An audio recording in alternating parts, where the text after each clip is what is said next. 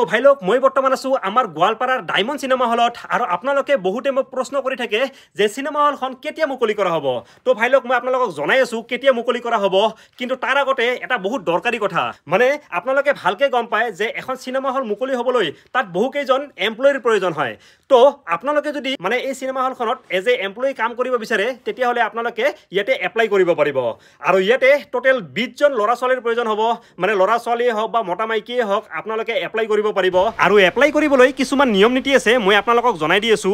মানে যি 20 জন ল'ৰা ছোৱালীয়ে এপ্লাই কৰিব তাৰে প্ৰথম 6 জন ল'ৰা আৰু 6 জন ছোৱালীয়ে মানে কেৱল মেট্ৰিক পাছ হ'লেই হ'ব, আৰু লগতে 4 জন ল'ৰা আৰু 4 জনী ছোৱালীয়ে মানে হায়াৰ ছেকেণ্ডাৰী পাছ হ'ব লাগিব, আৰু লগতে কম্পিউটাৰ ডিপ্ল'মা থাকিব লাগিব। মানে এনেকুৱা বহুত টেকনিকেল কাম থাকিব যাৰ কাৰণে মানে কম্পিউটাৰৰ প্ৰয়োজন হ'ব। তো আপোনালোকে যদি এপ্লাই কৰিব বিচাৰে তেতিয়াহ'লে আপোনালোকৰ এখন বায়'ডাটা ইয়াতে জমা দিব লাগিব। আৰু তাৰ বাবে মই আপোনালোকক স্ক্ৰীনত এটা নাম্বাৰ দি আছো, সেই নাম্বাৰটোত আপোনালোকে ফোন কৰিও ভালকে কথাখিনি জানিব পাৰিব।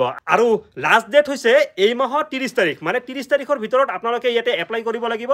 আৰু তাৰপিছত মোটামুটি 2-3 দিন 4 দিনৰ ভিতৰতে আপোনালোকৰ ইণ্টাৰভিউ লোৱা হ'ব, আৰু যোনে যোনে ইণ্টাৰভিউত মানে পাছ কৰিব তেওঁলোকে ইয়াতে এজ এ এমপ্লয়ী কাম কৰিব পাৰিব। আৰু আপোনালোকে ভালকৈ গম পায় যে ডায়মণ্ড চিনেমা হলে আমাৰ গোৱালপাৰাৰ এটা বহুত ডাঙৰ অভাৱ পূৰণ কৰিবলৈ গৈ আছে, আৰু লগতে এইখন এখন বহুতেই ধুনীয়া চিনেমা হল হয়। আৰু ইয়াতে কাম কৰিব পাই আপোনালোকে নিশ্চয় আনন্দিত হ'ব। আৰু মই আজি ভিডিঅ'টো বনাব পাইও মোৰ বহুত বেছি ভাল লাগি আছে যে মোৰ ভিডিঅ'টোৰ জৰিয়তে আপোনালোক কোনোবা এজনে ইয়াতে কাম পাব।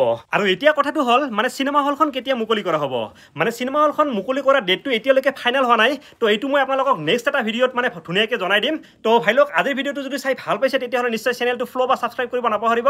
তো লগ পাম নেক্সট ভিডিঅ'ত, তেতিয়ালৈকে জয় হিন্দ, জয় আই অসম।